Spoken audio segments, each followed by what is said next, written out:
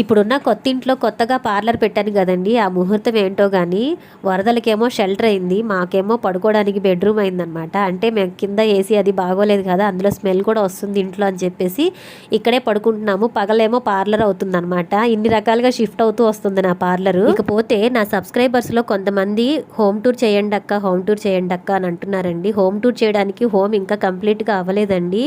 చాలా అంటే చాలా వర్క్ ఉంది. మేమేంటంటే పక్కన అద్దె మళ్ళీ ఇక్కడ లోన్ ఎక్కువైపోయింది అని చెప్పేసి మేము తొందరగా ఇంట్లోకి అయితే దిగిపోయామన్నమాట. ఇంట్లో దిగంగానే ఇంకా ఈ వరదలు కూడా, ఇంకా ఈ రకంగా ఉంటే హోమ్ టూర్ ఏం చేస్తాం చెప్పండి. ఇంకా అంతగా ఇప్పుడున్న ఇల్లు మీకు చూడాలనుకుంటే గనక లైవ్లో అయితే చూపిస్తానండి.